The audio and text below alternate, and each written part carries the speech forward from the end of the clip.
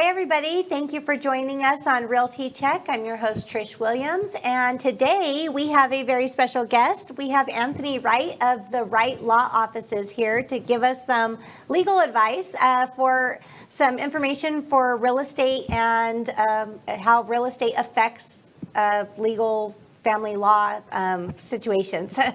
Sorry about stumbling on the words there for a second. Anthony, thank you so much for joining us. You're welcome. My pleasure. Yes, fun fact, I've known Anthony for a very long time, since high school. So I'm very, very happy to have you here with us today. Just to give you a little bit of background about Anthony and who he is, Attorney Wright is a lawyer with the Wright Law Offices in Henderson, Nevada.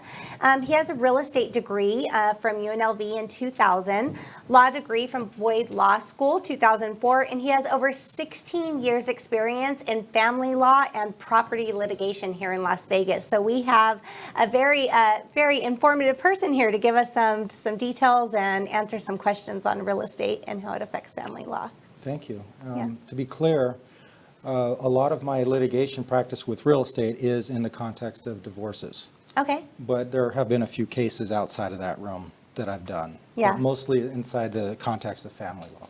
Yeah, most definitely. And obviously when you're in a situation like a divorce and you own real estate, that is a huge factor.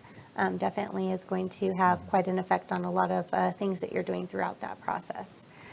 So one of the things that I think that we hear often, or people often get confused, is the difference between community property and common law. A lot of people think that's the same thing. Yeah, so I often answer my own phone when people call, prospective clients, and they do, I think, confuse those two things. They'll say, hey, I've been in a relationship with this other person for many years, and I know Nevada is a common law state. Mm-hmm. No, we're not a common law state. Yes. Common law states are states where if you live with someone for long enough, without the actual official act of getting married, you could be considered married. Without a wedding, you could be considered married. Nevada does not recognize those. We are, though, a community property state. Okay. And community property is a very interesting concept, actually. Yes. I don't know if I can get a little bit into the history of it. As a realtor, I do come across this community property issue quite often. Yeah, so yes, let's talk about that. Yeah, so when I was in college, I had a professor, Professor Bob Alberts. He was my real estate law professor when I was in college. In fact, he was one of the professors that sort of inspired me to become a lawyer, because I didn't really want to be a lawyer, didn't really think about it until I took his class. And when community property came up in his class, and he told us the history of it, that fascinated me, and it brought a whole bunch of ideas and concepts that I'd previously learned into focus. Right. And it made me really enthusiastic. He was a very good educator, though, very good speaker. That's great. And so what I learned was the western part of the United States, including Nevada. A lot of these states have Spanish names like Nevada, California, cities, Las Vegas, Los Angeles. These are all states that once belonged to Spain. Okay? Really? Okay. The eastern states, New York and all those, once belonged to the British Empire, to England. That is a really great history lesson. I mean, I knew about the British Empire, of course, but I did not realize that the western states belonged to Spain. Yes, right. I should have paid more attention in history Mexico. class. Yeah.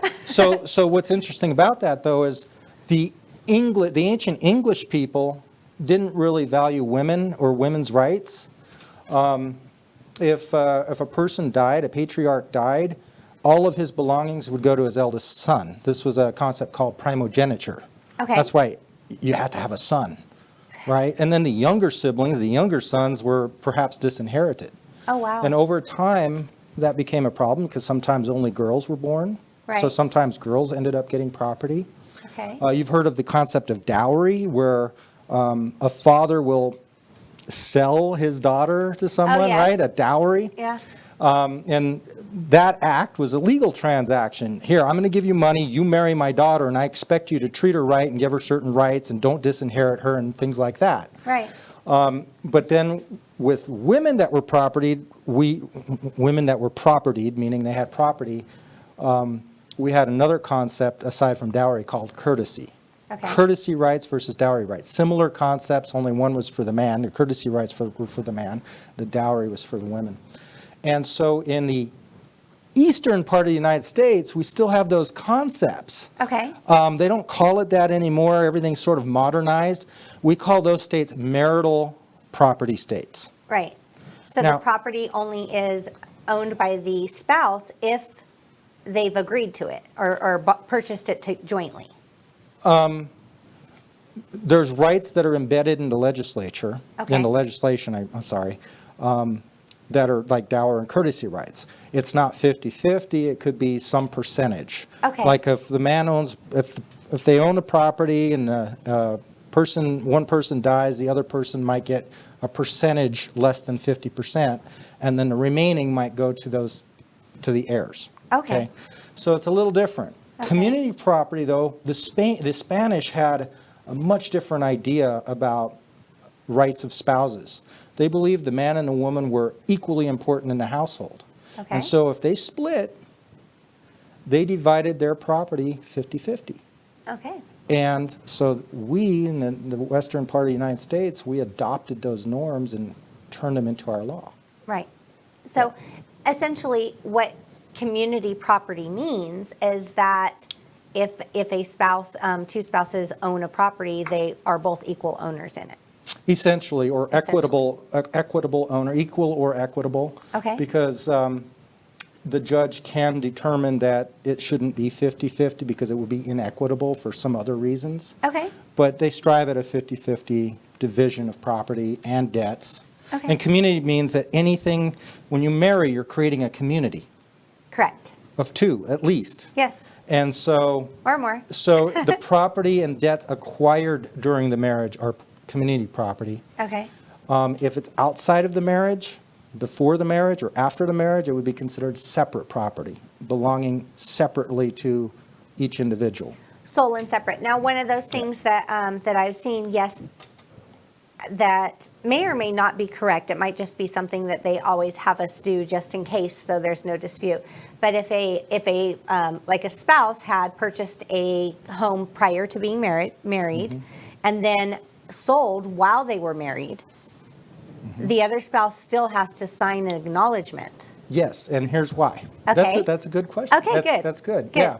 So your legal ownership might be separate ownership if you Okay. buy it before the marriage. Correct. But if you're paying a mortgage on it while you're married, that mortgage payment is probably coming from the fruits of your labor, your income from working. Yes. And guess what? The income from your job is community property.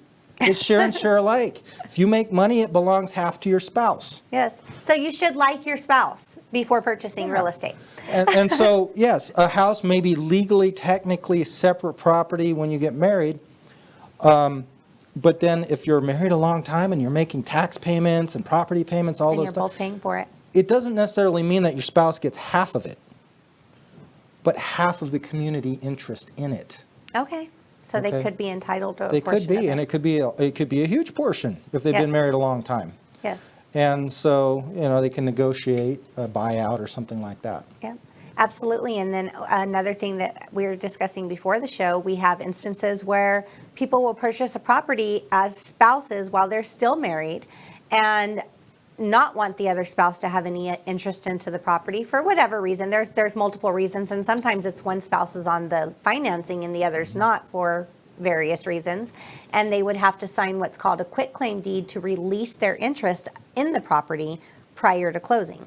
Yes, that is a very common way of doing it. There's a few things to consider, though. Prenuptial agreements can affect property rights. Okay. So you can state in a prenuptial agreement, prenuptial means before the wedding or before the marriage. Right. Pre. You can have an agreement that clearly states whose property is whose, regardless of anything. In other words, you can contract around the law. The law is community property. You can contract around it with a prenuptial agreement or a postnuptial agreement. There are postnuptial agreements too. Okay, that are after the marriage is already. Right. Husbands and wives have freedom of contract. It's a constitutional right. You can contract with your spouse. Even though you're married, you can change those rights. Now, a judge may not. One spouse may unduly influence the other. Right. And so some of those agreements are looked skeptically by a judge. For instance, a prenuptial agreement that's signed right before the wedding. That's like last moment you're forcing me to sign that. That might be a little bit dicey. Yeah. But if they're both represented by lawyers, and there's a lot of time to contemplate, then it's less likely to be rejected by a judge. Now, with regard to the quitclaim deed, here's a mistake that I've often seen in divorce decrees or orders from a divorce. Okay. So a divorce decree is the final orders, the final judgments, but prior to the divorce decree, there could be orders. The judge could order certain things to happen prior to the final trial or settlement or whatever. I see lawyers make this mistake, and I definitely see people that represent themselves make this mistake. I think it's a big mistake. Right. They do not list in the order or the decree the parcel number of the property, the legal description of the property, and the address of the property. Those things have to be in a document that you're going to file with the recorder's office. Of course. That's a legal, I mean, it's a legal description. If it's in a legal document, why would it not be listed? So they will always put those things in a quitclaim deed. Of course. I like to make sure that it's in the order or the decree also in case you can't get that quitclaim deed. Right. If the other spouse, the former spouse or whatever, refuses to sign a quitclaim deed, you can record the decree or the order. But if it's missing that language, it's useless. Yeah. It won't effectively change the title legally. Right, and I would assume that if it's not listed with the actual legal description, parcel number, everything like that on there, there could be a loophole found somewhere in there that says it was a different property that it was referencing. Sure. Yeah. That's potentially a problem. But again, they can put the property address and they think that's sufficient. It's not. It's not a legal description. You need the APN, the assessor's parcel number, and a legal description. Yes, absolutely. Which are actually not that hard to find. They are not, and you can always contact any realtor to find them, or just go to the assessor's page because they're on there too. I would hope most lawyers would know how to find that, but I don't know because a lot of them don't put it in there. So that's amazing, and that's something. If you're in that situation, always look and make sure that that's going to be in your actual order or decree, that you have that listed in there. And if somebody were to want to find get a prenuptial, postnuptial agreement or work towards something like that, that you would be the person to contact. Well, family lawyers certainly, Yes. Especially ones that mostly do divorces. Okay, perfect. Not all family lawyers like to do those because if you put your name to a contract that can last 20 or 30 years or 40 years, that lawyer might be looked upon later if there's an error and said, you made a mistake in this thing, you committed malpractice. Oh, wow. So not all family lawyers like to do those things. But yeah, I have done them. Things that can be open for that long of a period of time. And also remember, laws can change. Yeah. And times can change. And so your prenuptial agreement maybe should be updated at some point. Well, absolutely. I mean, we've seen changes in the world and laws and legislation and everything just this year alone. So definitely times can change. What are some of the most common problems that you see with real estate and divorce, besides the things that we spoke about already with the APN, quitclaim deeds? One of the things that you had mentioned to me was mobile homes, that there's a lot of common problems that arise with those. Yes, this is not just in divorces, although it can be, but a lot of realtors might sell real property. There's something like 30 mobile home estates inside Clark County. These are not trailer parks. Right, real property. So just to give you a perspective of what that means, real property, when it's a mobile or manufactured home, if it's attached to the ground, it's real estate. If it's true. not attached to the ground and you have what's called lot rent or something like that, you do not own the land that it sits on. It's not real estate. It's actual personal property like a car. So most likely if it's in a trailer park, a mobile home community trailer park, it's going to be personal property, not real property, because they're just paying space rent. But there are about 30 roughly mobile home estates. The difference between a park and an estate is estate has individual lots owned by individual people. It's just like a tract home community. Right, like Pahrump. That's actually a very big common thing in Pahrump, Nevada. Yeah, people own their own lots. Yeah. So what often happens with realtors, first of all, in order to sell a mobile home, you're supposed to be licensed to the Manufactured Housing Division. Okay. It's an additional certification or what have you on top of being a realtor. But a lot of realtors will sell the land and they'll just say, you know what, I'm not dealing with the mobile home. Right. Or they don't know what to do with the mobile home. Yeah. And years later, the person who bought the land, and they may have been living in a mobile home, all of a sudden now they want to sell it, and the mobile home is still titled in the prior owner's name. To the previous person, yeah. Or they lost the title, or there could be issues like that. Or through a divorce proceeding, they may have mentioned the legal description and the parcel number and all that of the land. The real estate. Right, and forgot to put the title number, the year, make, and model of the mobile home. Mobile homes are kind of like, they're kind of a quasi car / real estate house. They're sort of in between. Yeah, because I mean, they're technically mobile, so. Yeah, but you know, they're not registered through the DMV unless they're a traveler trailer, but they have their own division, manufactured housing division. Okay. So they are supposed to be titled through there when there's a transaction, and a lot of times that's forgotten. Okay. And so I happen to know a little bit about how to fix those situations. There's multiple ways to fix it. So that is a common issue that you come across. Common enough. Common enough to where it arises every so often. And as a family lawyer, what do you advise that? What advice would you give buyers to consider prior to purchasing? They're married, everything's fine, and of course, when it comes to family law, I'm sure just like many things, you don't know about issues you should have thought of or you should have considered until you're in the midst of the problem, until you're facing the problem. And unfortunately, if it does come time for a divorce or you're battling over child custody or something like that, no one really takes a lot of things into consideration until you're there and you say, well, if I look back, I wish I would have done this. Well, I would say this would hold true for both married couples as well as divorced people when they're looking to buy a place. Yeah.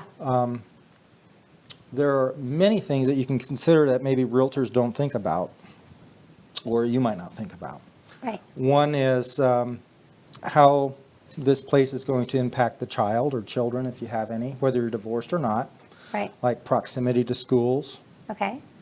But one of the things I like to look at when I have a child custody case and somebody is moving or planning to move or whatever, and I want to make them look bad, is I'll go onto the Nevada Sex Offender Registry, for instance, and I will compare a radius study of the house where the child, the two prospective homes of the child, Right. and say, look, you're moving into an area that has 50 child sex predators within a half-mile radius. Oh, wow. Versus the other parent who lives in one where there's not even one within a half-mile radius. What do you think's in the best interest of the child? Yeah. Yeah. Okay. Where is their safety more? Right. You know. So before you buy a place, you might want to go and look to see what the density of sexual predator, because a lot of sex predators can only live in certain little pockets. They have to live a certain distance from schools and from other things. Oh, right? Okay, yeah. So there is restrictions on where they can live. Exactly. And you might, without thinking about it, move right into a hot spot of that, right? I never realized that there were hot spots. Yeah, okay. Yeah, most definitely. The same thing, you can go on the Metropolitan Police website and do a radius study, a similar study. By radius study, I mean you can set the radius from the house from like a half mile to a mile to 2 miles out. Okay. I think a half mile's far enough because that's quite a big area anyway, right? Yeah. You can go on the Metro website and do the same thing just for crimes. Okay. Like if there's a lot of burglaries and a lot of domestic violence and a lot of just bad stuff going on all the time, you can also set it to time, like within the last month, the last year, and so forth, and just sort of get an idea about the neighborhood you're about to move into. Yeah, because I mean, absolutely, truth be told, there's crime in every neighborhood. Every neighborhood has crime. There's hardly anywhere, I'm sure, in the world that you can get away from it completely. But you're definitely going to see some areas that are higher than others. Yep. And take those things into consideration. So another thing that you should consider if you have kids, especially if you're divorced, is if you have joint custody or a visitation schedule where the other parent is frequently visiting the child, even though it's not 50-50 timeshare, if you live really far apart from each other, that's going to be difficult for the parents, for the child, the commute from the school, from pickups and drop-offs. Yeah. So I recommend trying to live within proximity of the other parent Yeah. or the child's school. Many times when I am working with people that are in situations of divorce or separating, divorcing, whatever, that both parents will try to stay within the same school zone, within the same general location, just to avoid those problems. You know, I know as when things don't work out and you're splitting up, you probably want to be as far away from that person as possible. However, if you have children together, you really need to work together in the benefit of the children. You know, and of course I've dealt with cases of violence and stuff where they really do want to be far apart. But in that case, if somebody's that bad, you probably should be fighting for something other than joint custody of the child. Yeah, absolutely. Absolutely. And that's always can, I'm sure, be a very hard thing to come across. What about construction defects? In real estate, we deal a lot with construction defect claim litigations.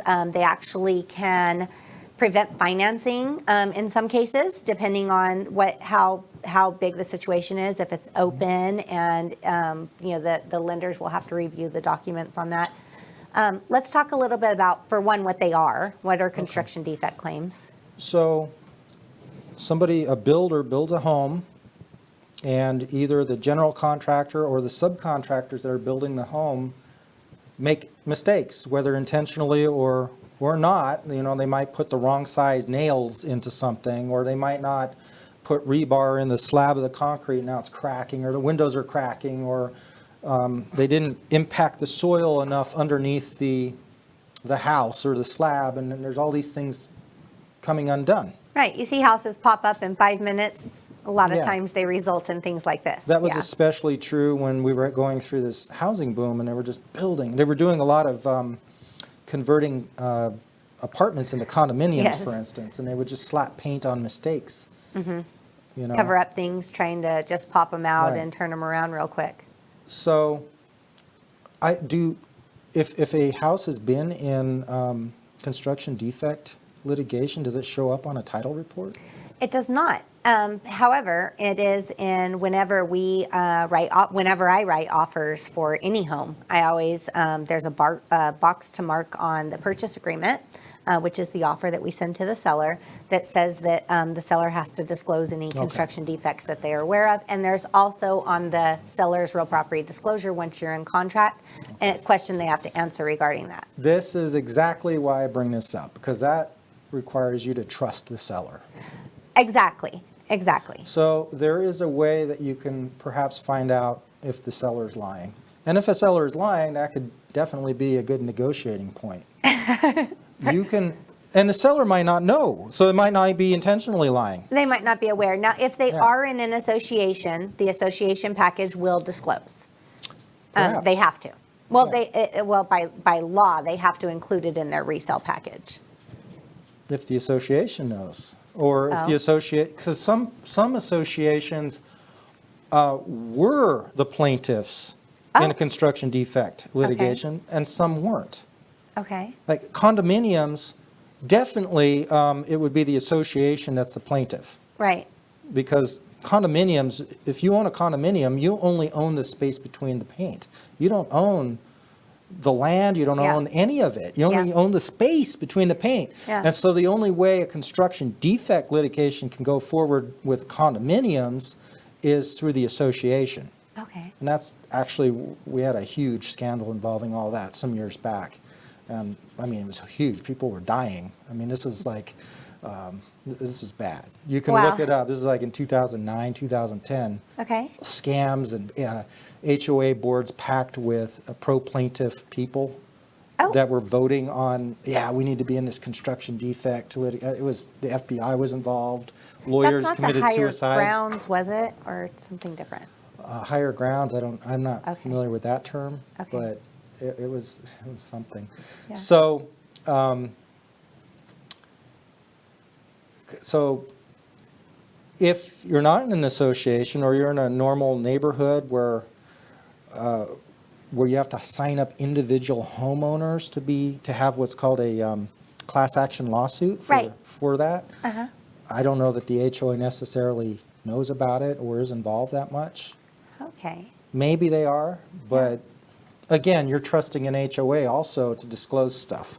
Right. And what you can do is you can go and find out all the prior owners of that property. Okay. You can go on the Clark County Assessor's page, look up the property and look up the ownership history. Right. And then you can ask a lawyer or you can do it yourself through the public records. You can go on the court website and throw in the name of every single prior owner to see if they've been involved in litigation. Oh, okay. That's a very good strategy to do that. And then you look at the litigation they were involved in, and if it's a construction defect litigation, then you look to see if that's the house that you're buying that was involved. Yeah.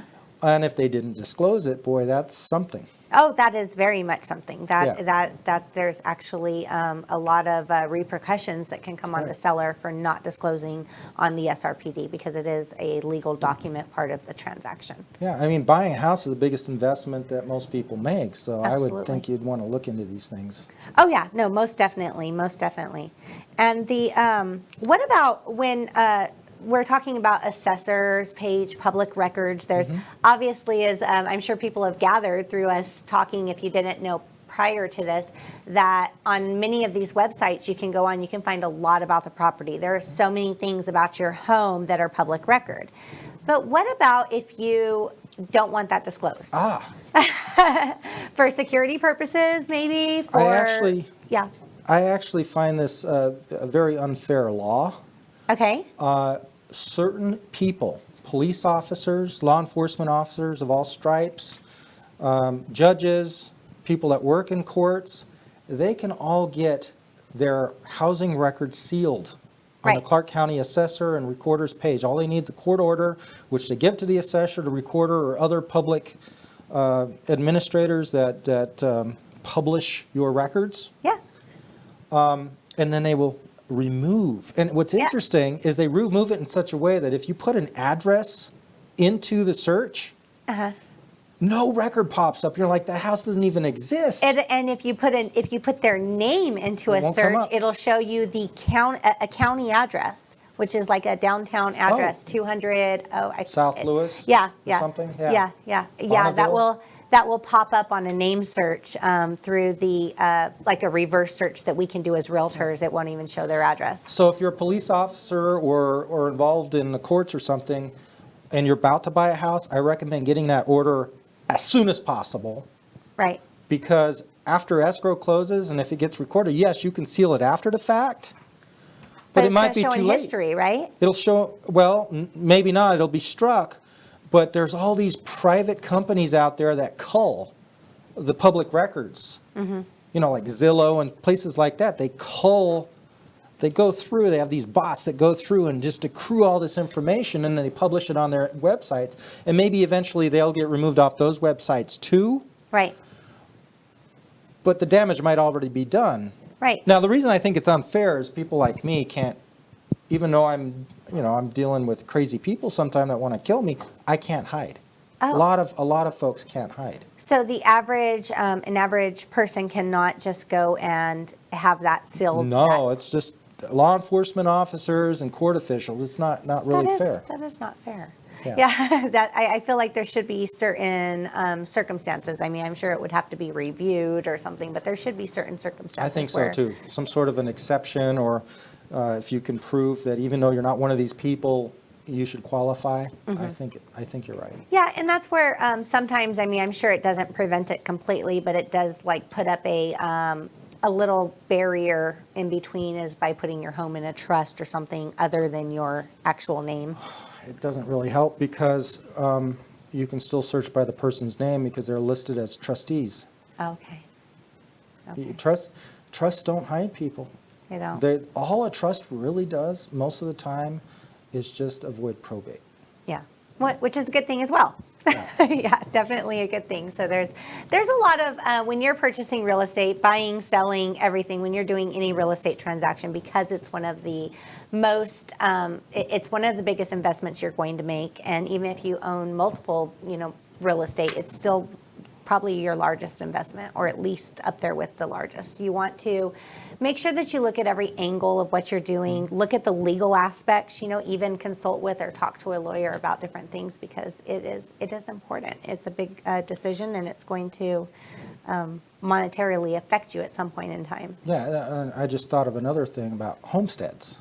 Oh, yeah. People will homestead their property, protect it from lawsuits, and they think they have to do it right away, but actually you can homestead, and it's like a $25 fee to go homestead it with the Clark County Recorder's Office. Yes. You can do that even during the lawsuit or even after judgment to protect a certain value of your home. I think it's, if you're married, like over $500,000 worth of value in your private residence that you can It's your protect. primary residence, yeah, that they will protect. And actually, as a little plug for Trish Williams' team, if you purchase a home with us, we will always send you the document with all of your instructions on how to fill it out and get it sent in and recorded right at closing, so that you know the importance of it, for one, and that you know that you get all these advertisements in the mail that'll do that for you. And it's a very easy document to fill out and get recorded, and there's no reason not to.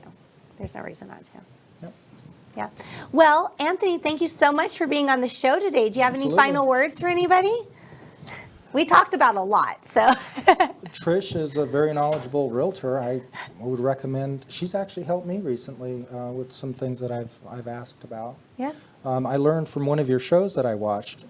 You think, oh, who wants to listen to real estate shows? No, these shows are actually pretty interesting, especially if you're going to buy a house or sell a house. Thank you. To consider. And one of the things I learned was you can get on a program. eProperty Watch, yeah. Yeah, and I can set up your home on an alert for your title. I actually, unfortunately, I really did not think that this. I didn't know it was as common, or didn't, you have things where you think will never happen to you. I actually had a client that had someone record a mortgage onto his title of his property. His home was free and clear. They record a mortgage onto his title fraudulently. And this is where things like those alerts would come in handy. So with eProperty Watch, I can set up your home on an alert. If anything's recorded onto your title or your property, you will get, it's like credit monitoring almost for your title. You will get an alert. You'll also be able to go in there, view, monitor. It tells you things as far as like estimates of how much equity you have in your home and all of that good stuff too. And you just get a report every month, or you can log in and look at it and check it out there too. Free service. I'm happy to offer it to anybody. So if you are interested, just let me know. All I need is your address and email address, and I'll get you set up on it. All right. Well, thank you so much, and I appreciate you coming out here and spending time. I know legal advice is usually very costly, or can be very costly, so it's very, very kind of you to spend some time with us and give us some advice on things that are going on here. And I would highly recommend that if you are looking for a family law attorney, you contact the Wright Law Office, because they're the right ones. I do give free phone consultations. Oh, that's amazing. And how would they contact you? What's their best way of reaching out to you? They can call or text me at 725-529-8956. I would need to know their name, the name of the potential opposing party. Okay. I have to do what's called a conflicts check. I can't advise them if I've already advised the opposing party. So I need that. That is a very good point. I never thought of that. Yeah. Okay. So yes, please reach out to Anthony if you have any questions. You need any help with family law. I mean, it's one of those things where we always hope it doesn't happen, but unfortunately, sometimes it does. And you want to make sure that you're going to the right person and you're in the right hands if something like that were to happen to you. All right. Thank you, Trish. Thank you, Anthony. Thank you so much for coming. Thanks for joining us today on Realty Check. And all of you guys have a very happy Thanksgiving tomorrow. Stay safe out there, and I will see you next week.